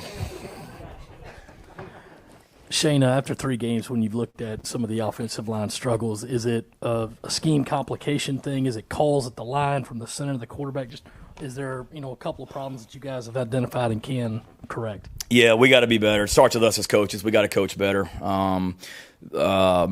Saturday night was not good in a lot of ways, us included as coaches. That place was rocking on Saturday night. Like, we need our place to be rocking on Saturday night. And we had certainly some miscommunication. You guys watched the video. I mean, we had a play where we got 2 guys blocking a run and we had 3 guys blocking a pass, and that can't happen. I mean, that's not good football, and that starts with us as coaches, and that's being able to communicate at the line of scrimmage and the quarterbacks being louder, getting plays in on time. So it all starts with us as coaches, me as the head coach. And then, frankly, I mean, there was some busts, without a doubt, particularly in pass protection, where we flat out turned some guys free that we should have been blocking, without a doubt, that cost us. They were critical plays. And then, like I said earlier, sometimes it's just going to be it's a one-on-one battle, and there's a winner and a loser, and sometimes we won and sometimes we lost. And when we lost, it's very glaring. So I think it's a combination of things, Dave, but it starts with us as coaches and making sure that we don't beat ourselves and give Georgia a lot of credit, but we certainly did not execute at a high level offensively, not just the offensive line, but offensively on Saturday night, and we got to be more efficient. Yeah, Shane, you obviously mentioned the fact that you played or coached against Kentucky earlier in your career, and now you're coaching against them now. What's the biggest difference offensively from them studying them this year, and kind of how would you evaluate the secondary's performance against Georgia? Our secondary? I think we were good, kind of like they're going to make plays and we're going to make plays. You saw some of those. I mean, Jalen Foster played lights out, and we played physical. I think it was RJ that stripped the ball out on the fumble. Jalen Foster had 2 interceptions. O'Donnell Fortune had a nice, was in one-on-one coverage out there. And so we certainly made some really good plays against Georgia's receivers and tight ends. Having said that, we also got to execute better, whether it be, getting calls and communicating and make sure we're playing the right coverage and not letting people run just completely past us and turn guys wide open. Again, that goes back to us as coaches, making sure we're helping these guys be successful. It may be third down, understanding the situation. It's third and long or third and medium, and not giving them too much cushion when we're sitting out there in zero coverage because we're bringing pressure. We got to be better from that standpoint, from a competitive standpoint. But overall, I thought those guys were good. We just, we've got to be better about – we got great defensive backs, and we've got to be ready and willing to get up there and challenge receivers, when we're bringing pressure. So from that standpoint, we got to be better. And Kentucky's offense, the difference they've always been good. I can go back to when I was here before, and I still have nightmares of we beat Alabama and then go up there the next week and Randall Cobb on 4th and 11 or whatever it was. I mean, I still have nightmares of that. So, they've always had good players on offense. When I was at Georgia, they had I remember Kirby used to always talk about it, just their wildcat package when they put the running back at quarterback, and I think it was Benny Snell or whoever they had, if I'm remembering correctly. I wasn't coaching defense, but I remember Kirby used to talk about it and how physical they were running the football. Well, now they're still really, really physical running the football. They still do a nice job of running the ball, but now you have even more of a big play pass threat off of it. This number 1, Robinson, he's a game changer. With his speed, and Missouri saw it on, I think, the first play of the game, if I'm not mistaken, how electric he is. And then the quarterback, like I said, is really playing at a high level. You see a lot of NFL principles with the new offensive coordinator coming in, so they're doing a great job and has only elevated their ability to win football games with this, I don't want to say new dynamic, because I know Eddie Graham was the offensive coordinator last year, and he's a great coach. But just with some of the elements they've added to the offense with personnel and scheme have made them even more dangerous. Shane, have the guys responded this week the way you wanted to see? What's the attitude been like, and how do you feel about their response? I really feel really, really, really good right now. Now, you hope that equates to Saturday night, but everyone was disappointed after the game.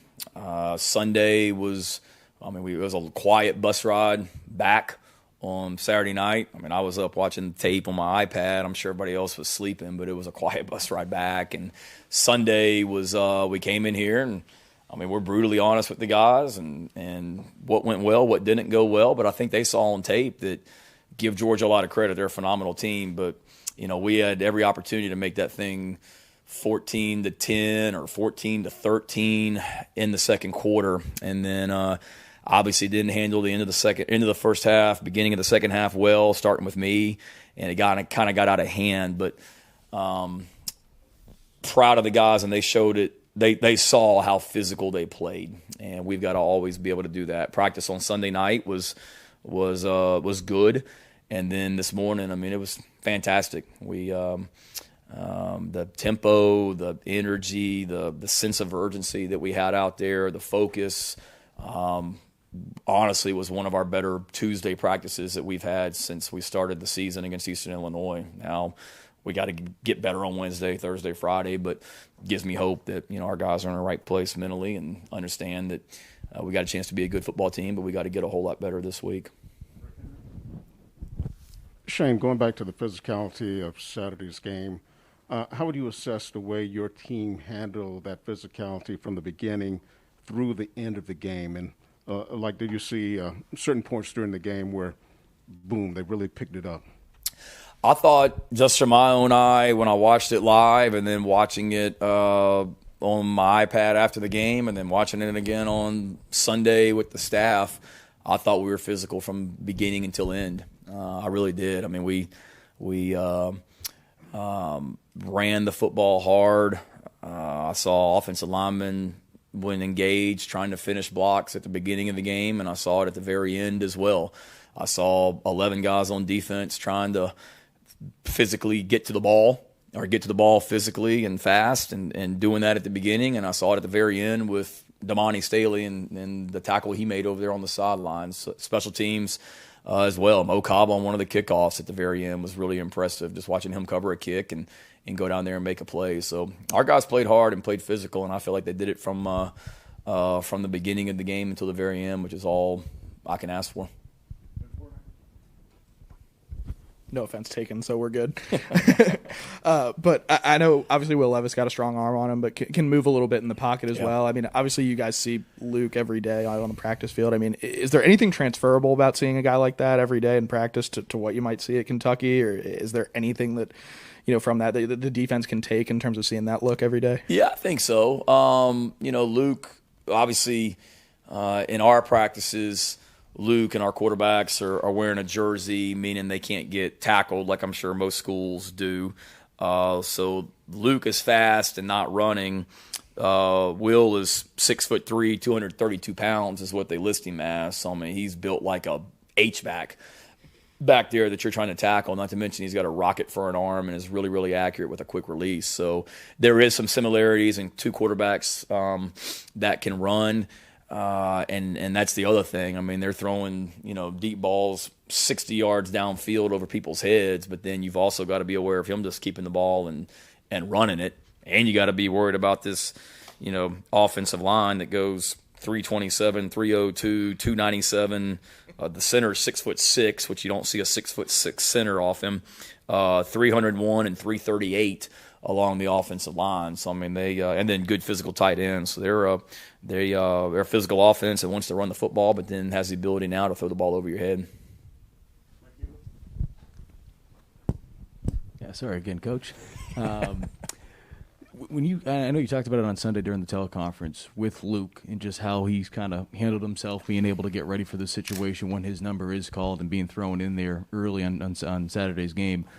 Number one, what does that say about him as a person? But number two, how can that have an impact on the rest of the guys in terms of just how he went about it and going about it the right way? Yeah, no, I mean, fantastic. Just the leadership skills that he shows. I mean, he and Zeb got a great relationship, and Zeb, the older guy, can certainly help Luke, but Luke can certainly help Zeb. And when Luke wasn't playing against Eastern Illinois and East Carolina, and then the very beginning of the Georgia game, Luke was great on the headphones, just being able to communicate and talk to Sat and talk to the other coaches and communicate with Zeb after the series. And then Zeb gets hurt, and Luke just handled it. I mean, it's fantastic. I mean, there's no flinch, no bright eyes. It's like, all right, let's go. What's next? And he's just very calm. I mean, with all heck kind of going on out there and the noise and some adversity that we were facing offense, I mean, he was calm. He'd come to the sideline. He'd immediately tell you what went wrong, what he should have done. He's really smart. He was very poised. Credit him because he did a great job, I thought, when he was out of just getting mental reps. And we talk to our players about that all the time. Like, every rep can be yours, whether you're actually in the play, taking part in it or not, and you're standing on the sideline or standing behind. And Luke did a really good job, I thought, of just, even when he wasn't out there, going through the play. Javon Gwynn did it. He had a couple practices a couple weeks ago where his foot was bothering him. He did in practice, but you can see on tape when you're watching it as coaches afterwards, he's 10 yards behind the offensive line, like walking through the play on his own every single time. And that showed on Saturday night. And then just the leadership that Luke showed, kind of rallying the troops and keeping the offense going. And I think he called the team up right there at the beginning of the fourth quarter and was talking to them. So he's a fantastic leader, a fantastic player, and he's a warrior, and glad he's on our team. Hey, Coach, I know this has been a concern for you. It seems like, sort of excessive celebrations, taunting, getting called a lot more. I know for a fact in the NFL, but it seems that way in college football now too. And I know you guys have had some issues with that over the last couple games. I'm wondering, not trying to get you in trouble here, but wondering from a broad perspective, do you think that's being over-policed in college football right now?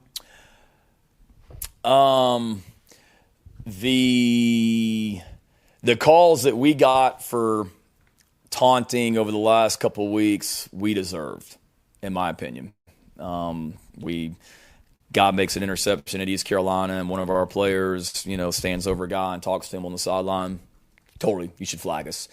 Josh's the other night, I'm sure there was plenty of back and forth going on with him and that defensive back from Georgia leading up to that point. But when you catch a ball and you stand over a guy, it's going to get called. And we've told them that. Obviously, I haven't done a good enough job of making them realize it We talked this morning about I saw all the ones that got called over in the NFL this weekend. And I'll be honest, watching some of those, there's a couple of them you're like, geez, really? Like, that's taunting. But whether I don't make the rules, the head official, the white hat, and the referee, they don't make the rules. They're being told what to enforce, and whether you like it or not, that is a point of emphasis in college football and the NFL, without a doubt. And, I'm all for celebrating, but we want to celebrate with our teammates and not make it about the individual, not make it about yourself when you make a big play. I mean, Josh made a fantastic catch and had every right to celebrate. Go celebrate with your teammates and get ready to go play again on the next play. And as soon as he came off the field, I mean, before I even got to the sideline, he knew he was wrong. He apologized and all that. But obviously I've got to educate our guys better, and I got to do a better job of holding them accountable for that as well. And we're trying to we are doing that. And, it is what it is. I mean, there's some plays that you look, I was watching the Kentucky-Alabama game from last year, and there's some plays in that game that certainly last year they weren't called taunting, would be called taunting this year. And we've talked to our guys about it and shown them those clips as well. And we'll continue to try and educate because it is a point of emphasis. And I think some of the stuff in the NFL this weekend really illustrated that for our guys as well. Assuming everything's okay with Luke and his foot, is he the guy moving forward at quarterback? Assuming everything is good with Luke, he will be our starting quarterback on Saturday night. And more of a long, I guess, big picture question. Tempo seemed like a thing you guys went to at times, maybe more often than the first couple games. Is that something you'd like to see, I guess, again, like long term as kind of the identity for what you guys want to do on offense, or? Yes and no. We certainly need to be able to utilize tempo, but I don't want to be a team that goes fast all the time, and I don't want to be a team that lumbers around and is in the huddle all the time. I think there's got to be a balance. I've coached defense, and I know when the defense knows that you're going to go fast every play, okay, they can plan for that, and they have an idea of that. When you may be in the huddle and you're using a lot of different personnel groupings and keeping teams off balance with formations and personnel groupings, but then you also have the ability to go fast out of that can present challenges for defenses. I know that firsthand. So we'll continue to, mix in tempo and utilize it, but it's also, there's always me as the head coach got to look at every single week. How do we, this week, specifically for Kentucky, how do we win this football game? And there may be some weeks where you don't want to go fast because you may be going fast and then you're going 3 and out, or you're going fast and the other team's trying to run 200 plays a game on their offense and whatnot. And there's also, you always got to be smart, in my opinion, and do what gives your team the best chance to be successful. We got a pretty good defense. I think we're really good on special teams, and we all got to play complementary football. But yes, we do need to mix in tempo at times because that can be a weapon for us. We've done it. I mean, we did it one whole drive, I think, against Eastern Illinois, if I'm not mistaken, and we've got to continue to mix that in some also.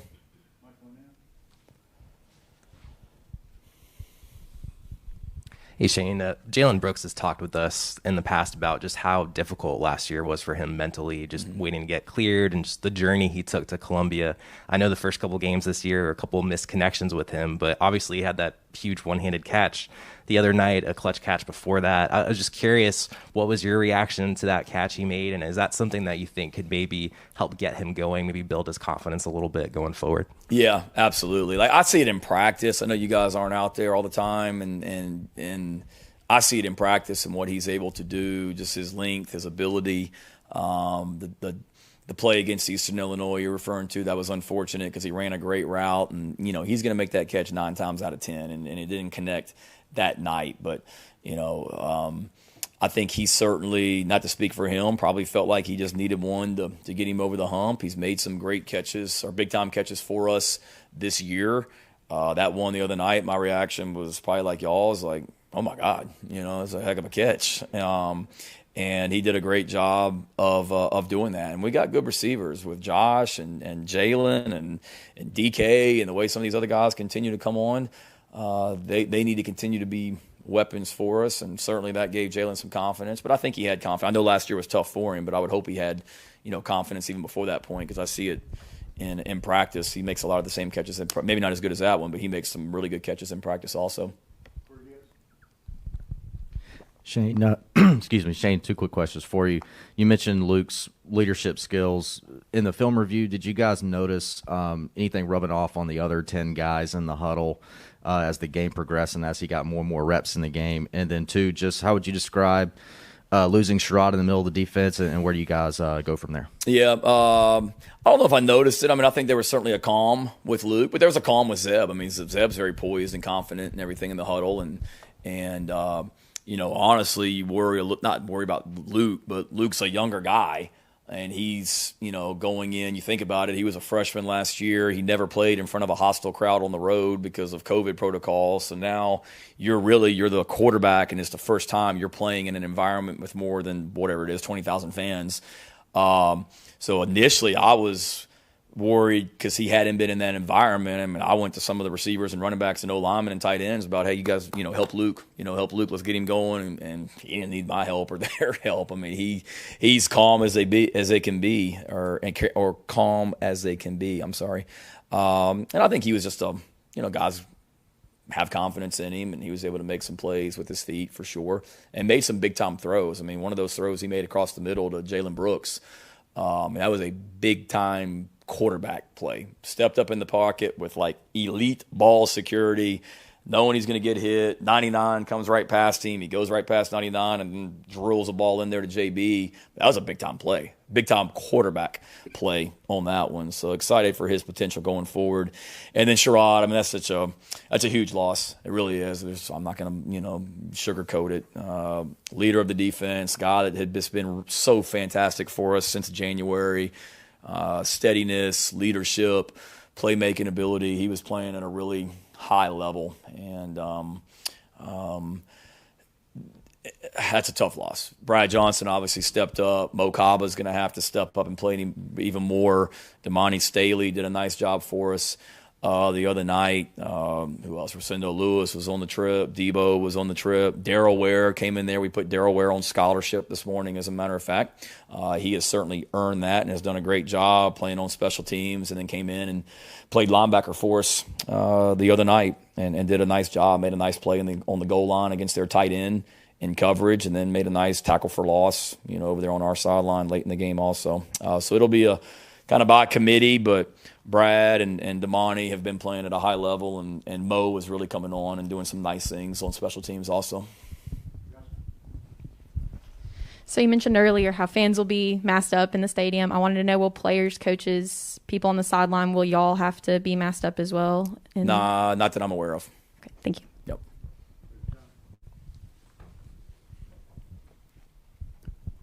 A lot of talk coming into the season. Again, I'm just trying to figure out how to get a first down right now. Nobody's told me anything else about that, so I don't know. I saw it, but like I said, if you are wearing a mask, yell so loud that you rip it in half if that's humanly possible. A lot of talk coming into the year about the tight ends and how big of a weapon they would be through 3 games. How do you feel like it's gone getting the ball to those guys, and how do you envision that kind of evolving going forward? Yeah, we've got to continue to get them involved. I mean, we tried to throw the ball to Nick on that last play on offense down there in the red zone the other night. We threw a little RPO type pass to Nick that he caught, and Luke kind of drilled him in the face with it, and he fell down. So we've tried to get them involved. There's been some plays that we've tried to get the ball to them that the ball didn't go there for whatever reason. Maybe it be coverage or decision making, whatever it may be. Those guys are weapons for us, and we've tried to utilize them in different ways. I mean, we handed the ball off to Jaheim for a 60-yard touchdown against Eastern Illinois at the fullback position and got called back because of a penalty. So we haven't forgotten them. They're still a big part of the offense, will still be a big part of the offense, going forward. And Jalen and DK and Josh are doing some nice things on the outside, but certainly Nick and Jaheim and EJ and Ortre. I mean, there's other weapons on this offense that we got to continue to evolve their roles. And whether it be the tight ends or those other guys that I just mentioned, they've got to practice the right way too and earn the right to get balls on Saturday also. Oh, Hale got one?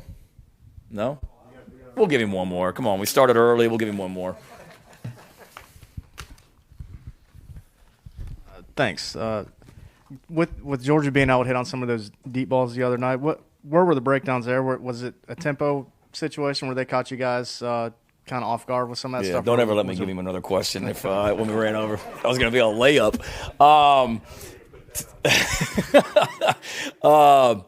First one, a little bit tempo. I mean, we got lined up and we had the call, but I think our defensive back was maybe just a tad late getting lined up and got caught peeking in the backfield. And then they had a nice play called for what we were in. The other one down there on the goal line, it wasn't an explosive pass, but it was a touchdown pass to Cook. That was just a miscommunication on a pressure. And then the other long one over there near our sideline going towards their locker room, that wasn't tempo or communication. That was just bad technique.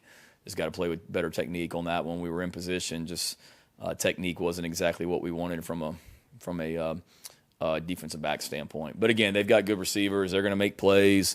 Our pass rush has got to continue to disrupt quarterbacks and not let them sit back there all day either, because I don't care who you got at DB and who you're trying to cover. If the quarterback's able to sit back there and not be affected by the pass rush, they're probably going to complete most balls as well. Okay, thank you, guys.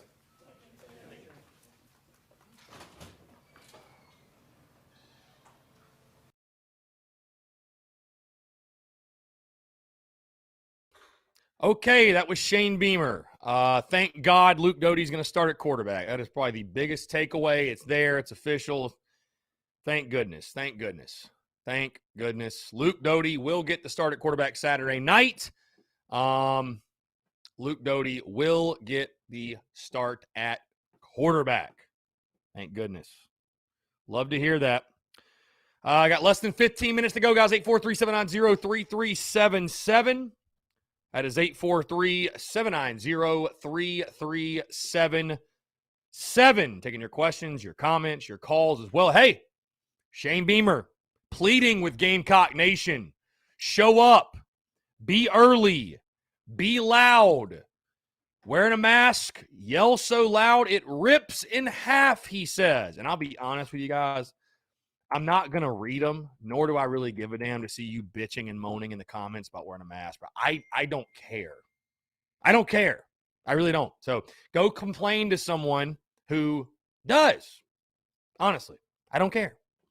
I don't care if you wear one or not, to be totally honest with you. I don't give a damn. So I don't want you to waste your time putting these comments. Like, I don't give a damn. Like Shane Beaver says, show up, show out, be early, be loud. Who gives a damn? Make hell for Kentucky. That's it. That's it. That should be your only focus, your only thought. Luke Doty's QB1 going forward. Thank goodness. Yep, that's the biggest takeaway. Thank goodness Luke Doty is QB1. He's our guy. Doty Dimes.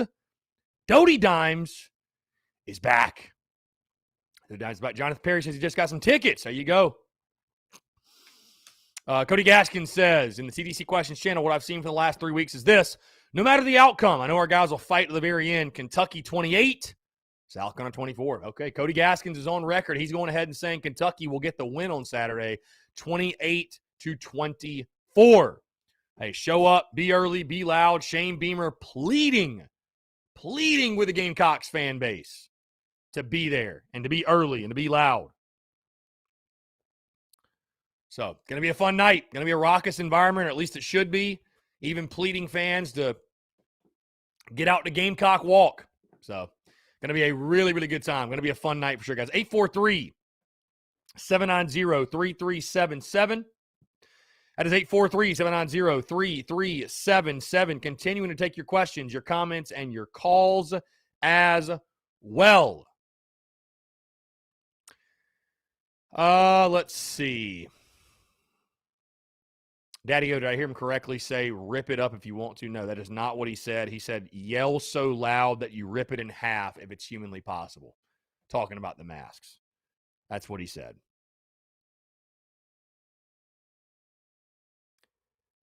Again, guys, I don't give a damn if you wear one or don't. I don't give a damn if you go to the game or don't, to be honest with you. But, hey, let's just make sure that 80,000 get in there. That's all I give a damn. Whether it's specifically you or it's someone else that sits in your seats, I don't care. Let's just make sure we've got a raucous environment. Those who want to go and that will be loud and will be in the stadium, y'all go. Y'all go. Y'all go.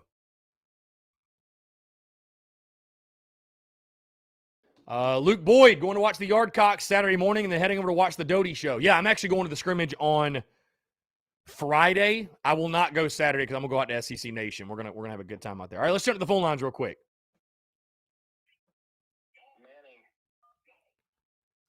Manning, what's going on, man? How are you? What's up, man? I got a question for you. Yeah, go ahead. All right. So after watching Nick Muse and Jaheim Bell for solid 2 weeks, a little bit over 2 weeks, what are your feelings on them going forward? And, what have you seen from them? How do you feel about it? Yeah, I mean, I think Jaheim Bell definitely has got to touch the football more. I mean, he's just too good of an athlete, too dynamic of a type of player to not touch the football. I'm a little surprised at how little we've seen of Nick Muse, and really just the tight ends as a whole. I mean, I think that, I know Shane Beamer was trying to make the point for Oscar Delp and for recruiting purposes in the summer, but I think him kind of giving away that, hey, we want to go to the tight end, we're going to throw to the tight end. Well, I mean, defenses and defensive coordinators obviously heard that as well. So, I think defenses are definitely trying to take it away. They're going to make us go on the outside, and they know wide receiver is our deficiency, our problem area. I know you got Josh Vann right now, but still, beyond him, I'd say it's still a weakness. It's not a strength on our football team. It's not like we're loaded with top-notch wide receivers. So, if I'm a D coordinator, I'm trying to take those tight ends away. But you got to find creative ways to get your tight ends the football because those are supposed to be a strength for you. And, especially a guy like I look at like Jaheim Bell, like I said, man, he's just too good of an athlete to not get the football in his hands at least a couple of times per game. So I agree with that. Hopefully we can see some of that in Kentucky on Saturday. Yeah, you're going to need to use them, man, especially if the run game is not there early.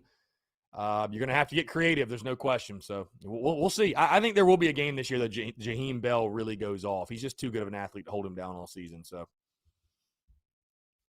sounds good, man. Well, good talking to you. You have a good one, bro. Yeah, appreciate it, Manny. Thanks so much for the call. Good stuff. 843-790-3377. Guys, it's 843-790-3377. Got less than 10 minutes to go here on a Tuesday. By the way, quick reminder. I haven't said this all week long, by the way, or all day long, I should say.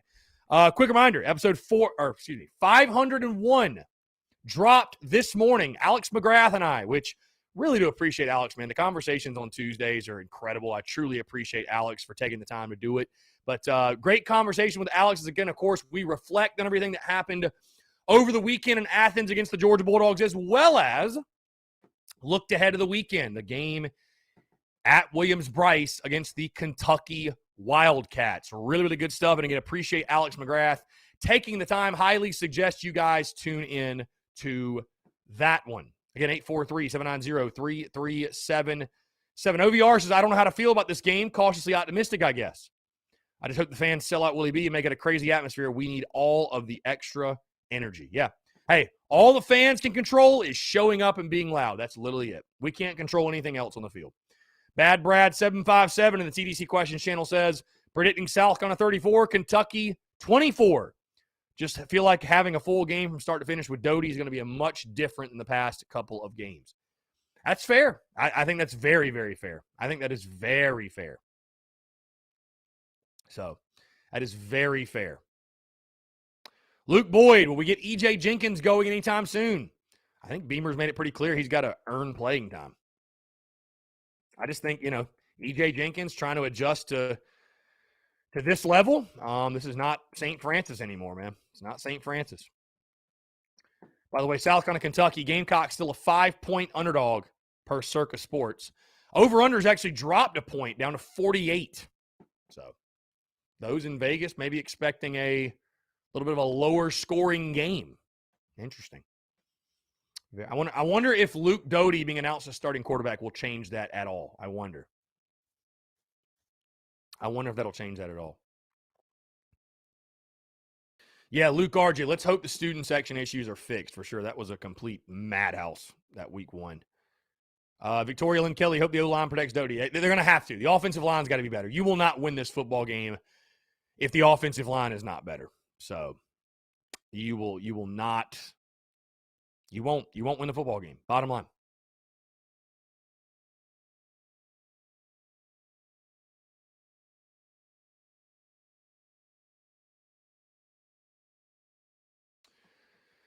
Derek Gainey, what about throwing more on first down with teams stacking the box against the run? Do whatever you got to do to move the football, man. Do whatever you got to do. But you're going to have to run the football. Carolina Titan, I got the Gamecocks winning 24-23. Phil says 5-point underdog against Kentucky at home. Ugh. It's just the reality where you are, Phil. First-year head coach up against a ninth-year head coach from Kentucky. It's just where you are. William Head, I'll drop my score prediction Friday. You guys will not know my score prediction until the end of the week. So, you guys will not know my score prediction until the end of the week. Sorry. That's how it goes. That's how it goes. Keep you on your toes all week long. Dusty Rhodes says, yeah, hard to believe we're already in week 4. And I'll tell you, man, the season flies by. So really enjoy it, right? Really enjoy this week. Enjoy this week. And I mean, I can't wait, guys. Again, a quick reminder, TSUS tailgate. We will be out there at Seawells, spots 93 to 96. Again, that's spots 93 to 96, same exact spots we were in the first game at Seawells. And we'll get out there around noon, guys. We're going to be out there early.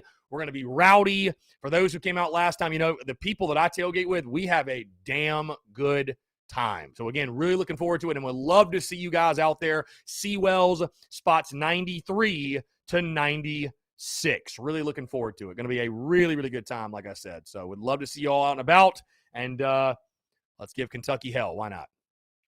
Let's give Kentucky hell. Phil says, never feels good to hear. Yeah, I understand. I get it, but it is just the reality. And it's extremely hard for Gamecock fans to tip their cap at Kentucky. Because, again, you should never expect to lose to Kentucky at South Carolina. Kentucky's still got, like, the Vandy stigma to them, where it's just like, you should never lose to Kentucky. At least that's how we feel, right? That's how we feel. Chris Matthews says, thank God Doty's ain't the starter. He's the best quarterback we got. I agree with you 110%. 110% I agree with you. Scotty Griffin, does Carolina have a chance with Clemson, especially the way both teams are playing? The game is so far off. So much can change. But, at least right now, maybe it's a bold take. I don't know. But I will say I think this is the Gamecocks. This will be the most competitive game in the South Carolina Clemson rivalry in the last 5 or 6 years for sure. This is the Gamecocks' best chance to upset Clemson in the last 6, 7, whatever years. So, Chris Matthews, Kentucky got momentum and took advantage of our down years. Yeah, they did. They did. You're right. They did. And again, credit Mark Stoops. He's done a hell of a job developing and recruiting and getting the most out of his guys for sure. So again, it'll be a challenge. It'll be a tough game, but hey, it's a coin flip game. And if you're going to have a coin flip game, having it at night at home, hey, maybe that bodes well for the good guys. So, guys, it's been one hell of a Tuesday. Again, appreciate you all tuning in. Quick reminder, episode 501 did drop this morning. The conversation with Alex McGrath and I as we discuss everything that happened over the weekend in Athens against the Georgia Bulldogs, as well as we do look ahead to this weekend's game, Saturday night, 7 o'clock kickoff at Williams-Brice Stadium as the Gamecocks look for a big, big win against the Kentucky Wildcats. Also, guys, we're live tomorrow night at Tin Roof in the Vista, guys. If you want to come out to that, former Gamecocks offensive lineman Mike Matulis will be joining me. Mike, an awesome dude, a great friend of mine. And like I said, we'll be live 5 to 7. Going to be streaming that if you can't be there on Facebook, YouTube, Twitter, Twitch. You guys know the drill at this point. And, of course, Saturday, TSUS tailgate live from Seawells. Not going live necessarily from the tailgate, but we'll be out there at Seawells. Right, going to be a really, really good time, and looking forward to it. Again, guys, thank you all so much for tuning in. Appreciate your love and support, man. It's been absolutely incredible. Appreciate you guys continue to show love, rock and roll with everything that we do. Truly do appreciate it. Guys, you all have a great rest of your Tuesday.